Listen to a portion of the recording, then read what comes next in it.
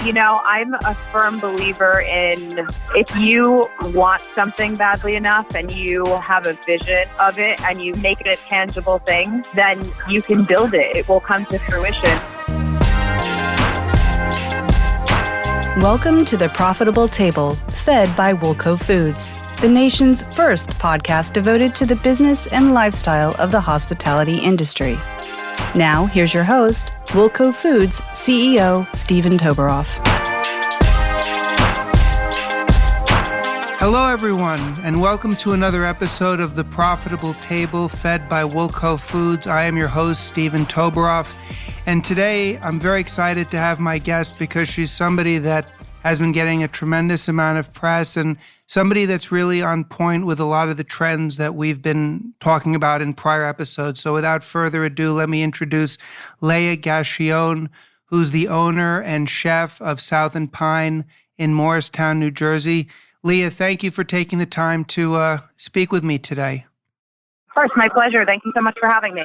In researching this interview, I looked on your website, among other places, and your website is fantastic. I just have to tell you, it's so compelling and clear and engaging. But before we get into it, could you just tell us a little bit about yourself and how you got into the culinary industry and just a little bit about your background? Yeah, of course.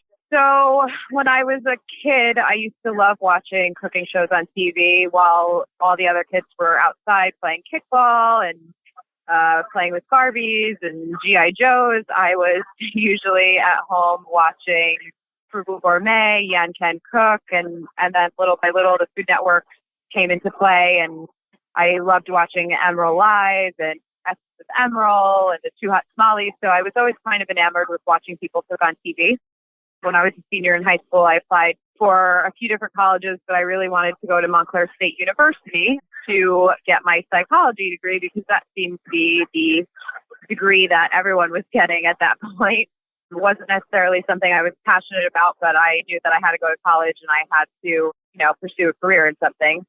Montclair State actually lost my application and told me I wouldn't be able to start until the following semester if I was going to start. So as a 17-year-old, I had a little bit of a meltdown and I was working at a bookstore at the time.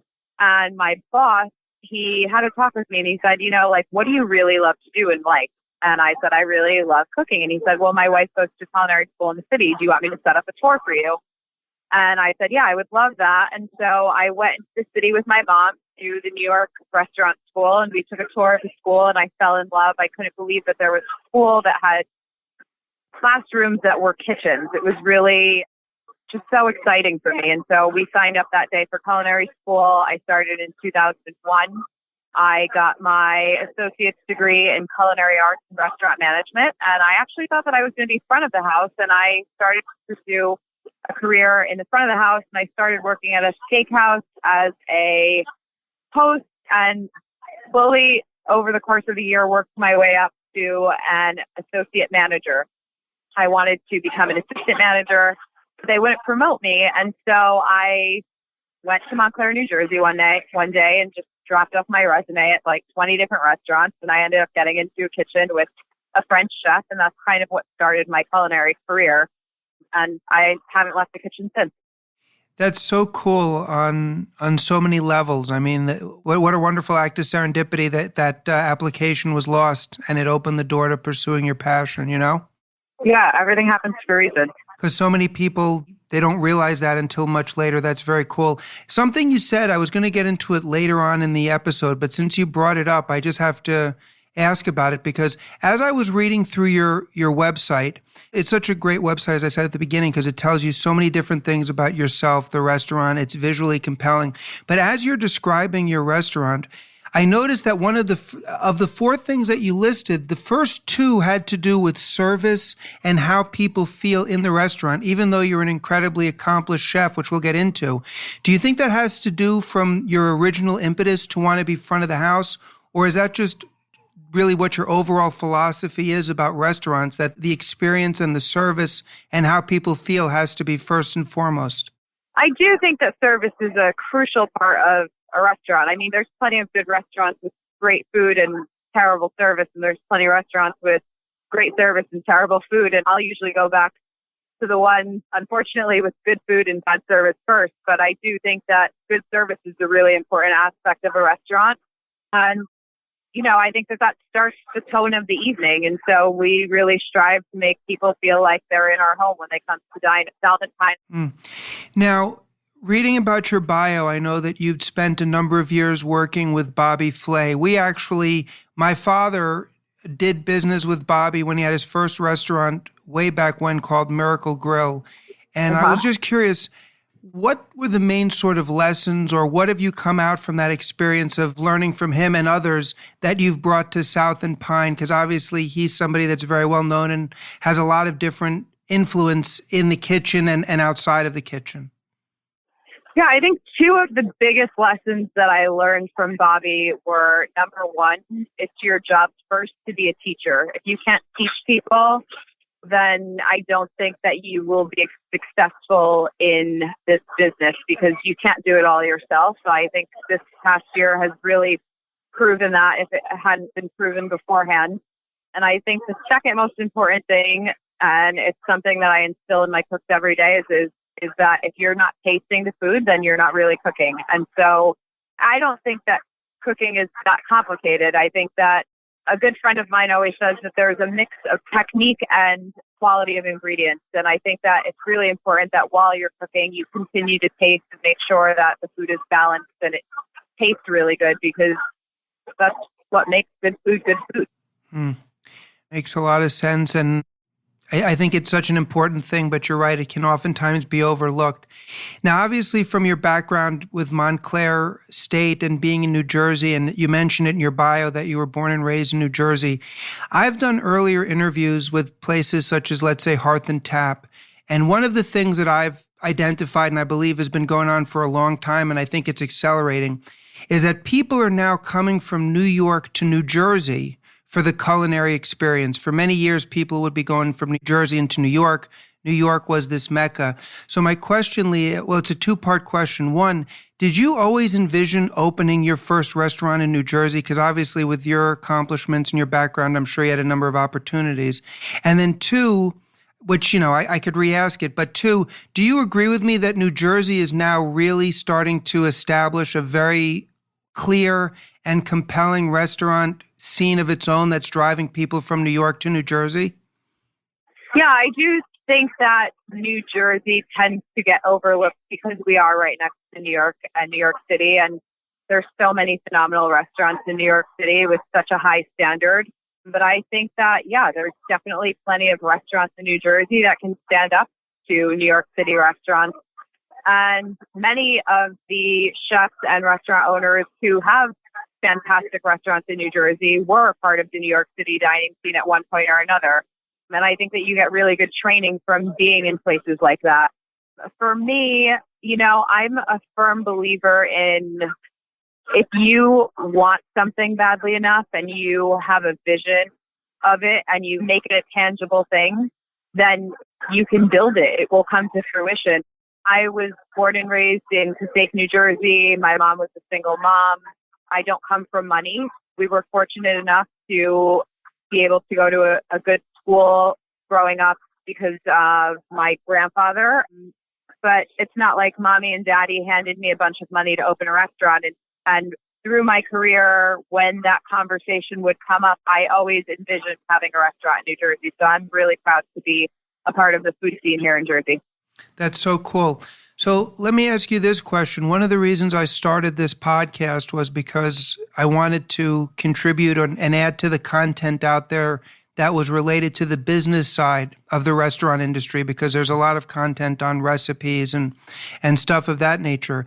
Now, in your situation as an accomplished chef and as the chef of your own restaurant, at the same time you're the owner, how do you balance the decisions you make, or how is the thought process on your end between when you make decisions? Do you think first as the business person? Do you think first as the chef? Do you feel it's just sort of seamless, something you're not aware of? How does that work from your perspective? Because obviously you've got two major responsibilities there. The owner side of things, which is one set of calculus. The chef side, which can sometimes be a little bit different. Yeah, I think times have really changed. And I think that chefs kind of have had a certain what's the word that I'm looking for? Chefs kind of had a little bit of a bad rep for a little while. People thought that chefs were angry, and they were. I've worked for them. I've worked for chefs who constantly said no, who would constantly get angry at the front of the house asking for something special, and they would throw things and yell and scream and make a scene. And believe me, been there, done that. Early in my career, that was who my mentors were. And I'm fortunate that later in my career, I worked for chefs who were different, who understood the importance. And this especially goes for working with Bobby Flay. Up until that point, I had never worked for a restaurant where the front of the house and the back of the house had such a seamless relationship together of just teamwork and wanting to make the guests happy. And I think that that's really important. So I think first, I think like a chef, because for me, the food is the best. That's the best part of my job. And I love food. I love thinking about food. I love eating food. I love cooking food. I love dreaming it up.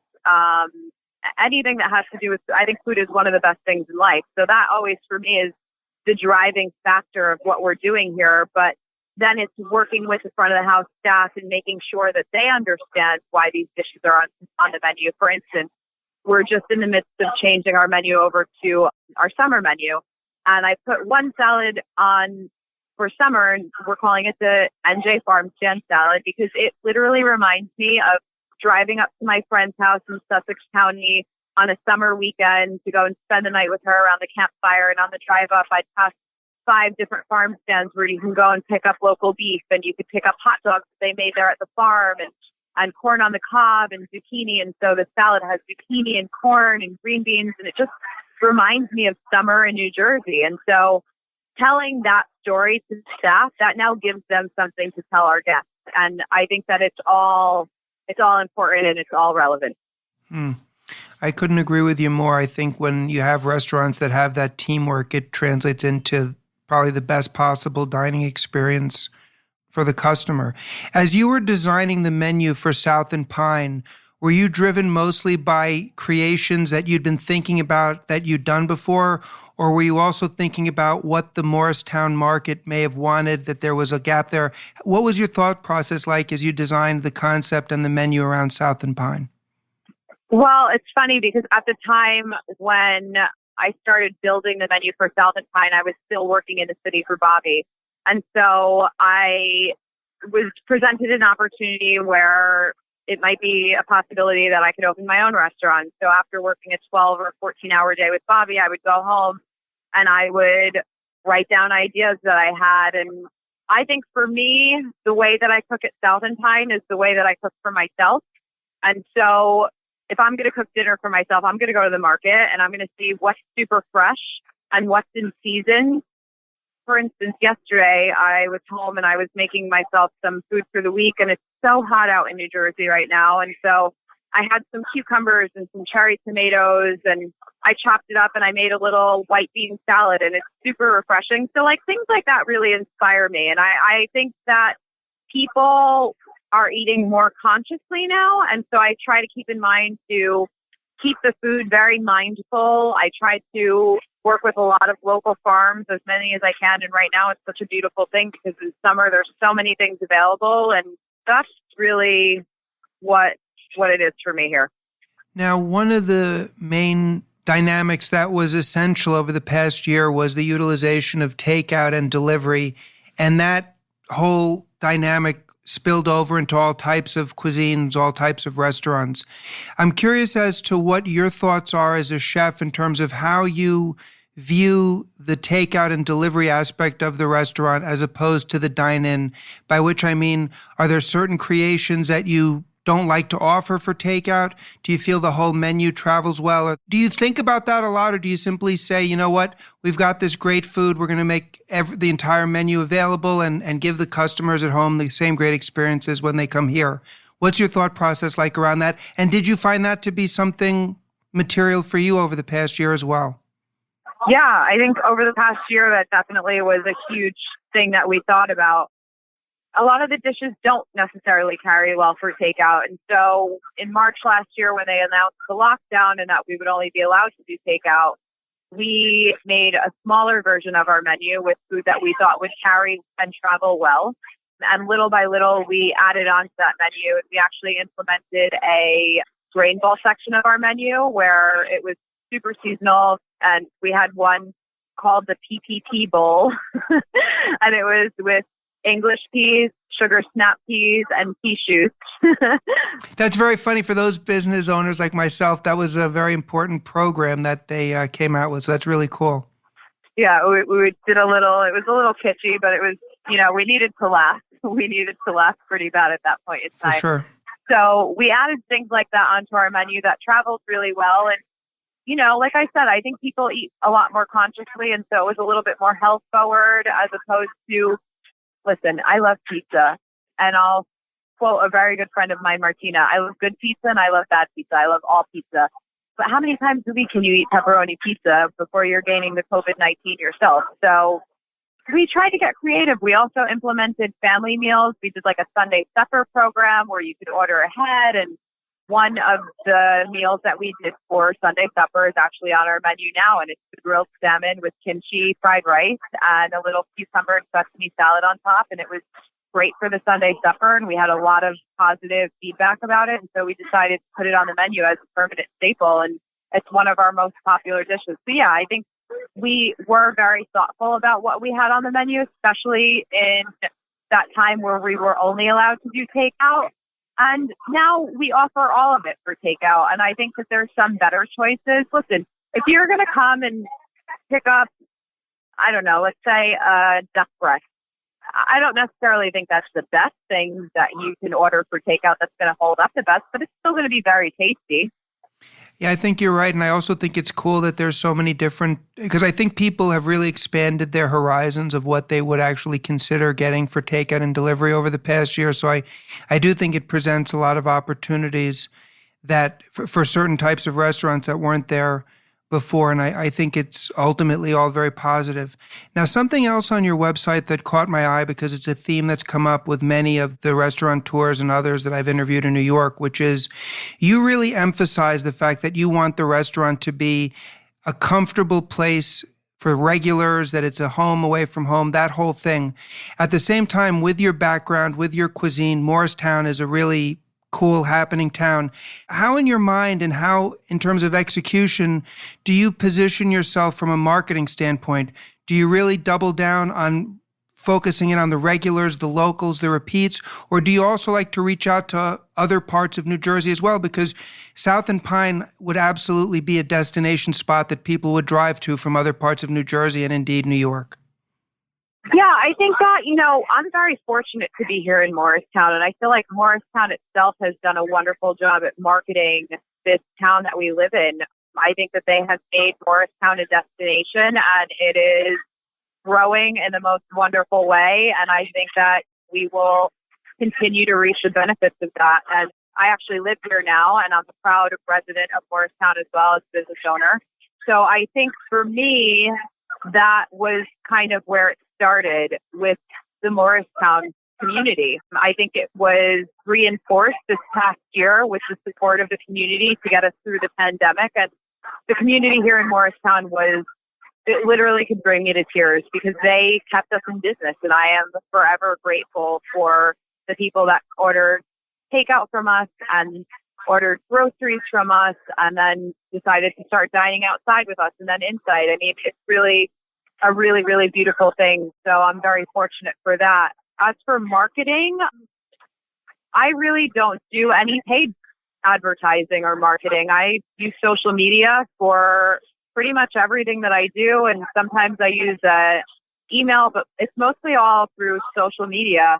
I think that the more notoriety that South and Pine and myself both get, then the more recognition we will get and the further of a reach we will have. So it's been a steady climb and the business has definitely grown over the past 6 years. And I'm just so fortunate and so grateful for everyone's support and that they keep coming in to try the food.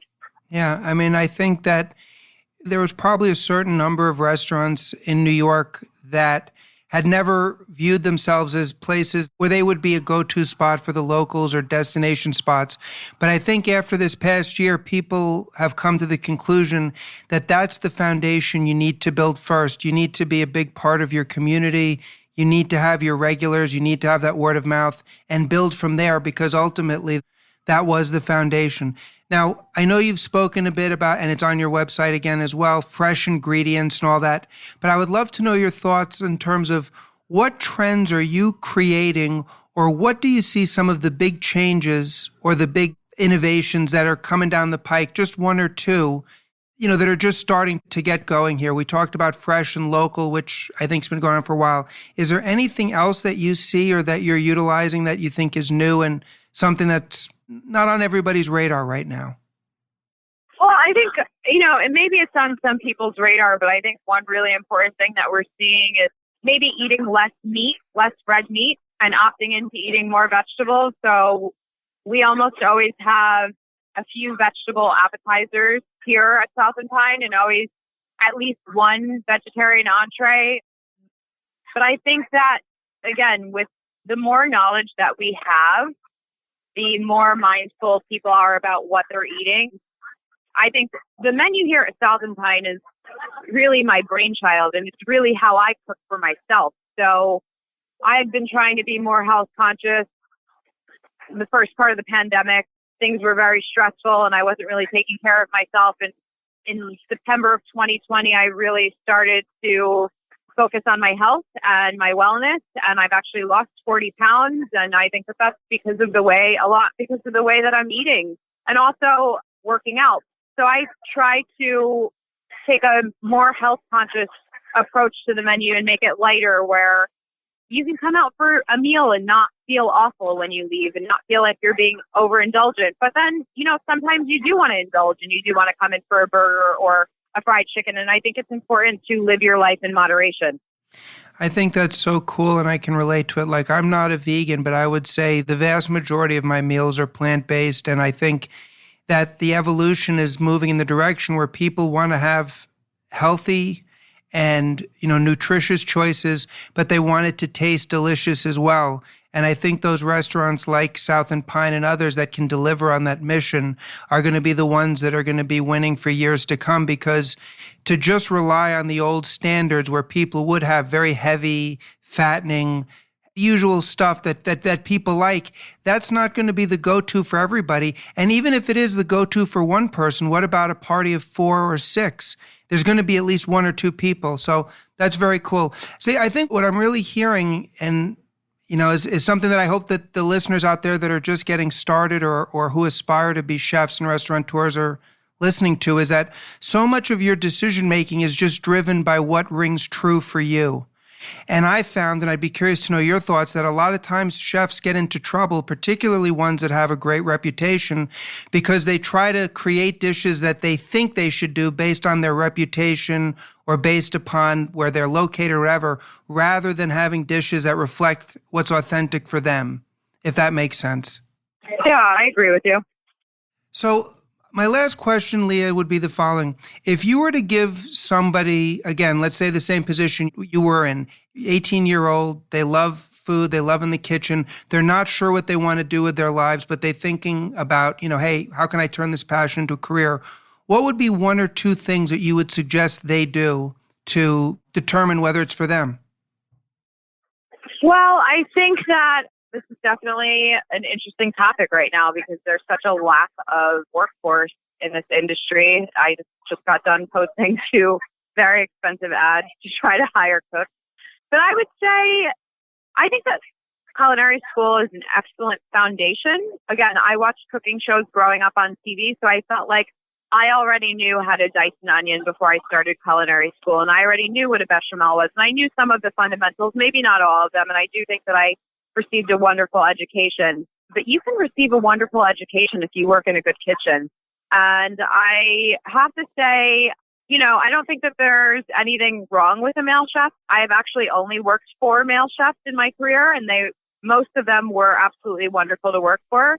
But I do think it's a very different experience when you work for a female chef. I think that we tend to be a little bit more nurturing and we have a different attention for detail than men do. I might get in trouble for saying that. I think it is very different than working in a male-led kitchen. So I would recommend going to work for a woman. And if you're a woman looking to get into this industry, I would say don't be afraid.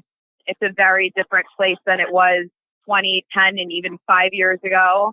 And I think that you just need to find the place where you're going to learn and just dive in and take notes and pay attention and put your head down and, be willing to work, because the job's not easy. It's definitely gotten a lot better over the years in regards to work-life balance. Don't get me wrong. There's still weeks that I work a lot more than I would like, but desperate times call for desperate measures. But it's a beautiful industry, and you can really make something of yourself. And it's so much fun.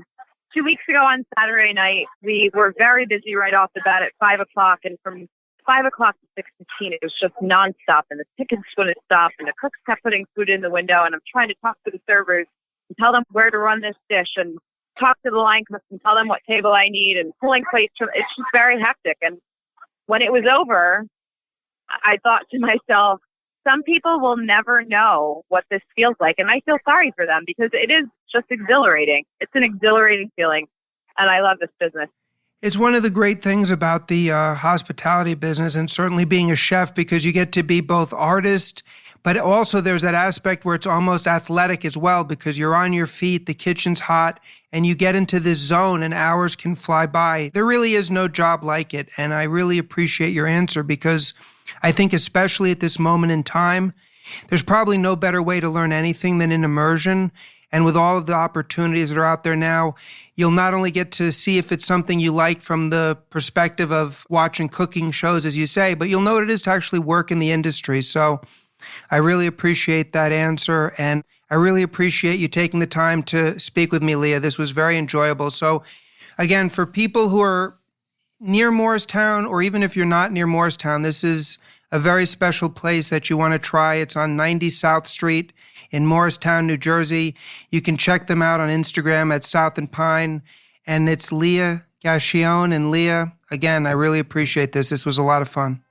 Yeah, it was so much fun. Thank you so much for having me. And I hope that you come in and have a bite sometime. I'm looking forward to it very much. Well, thank you. Awesome, Leia. Have a great day. You too. Bye-bye. Thank you for listening to The Profitable Table, fed by Woolco Foods. Please be sure to rate and review the show on Apple Podcasts or your favorite podcast app. And to learn more about Woolco Foods or Stephen Toberoff, please visit us at woolcofoods.net.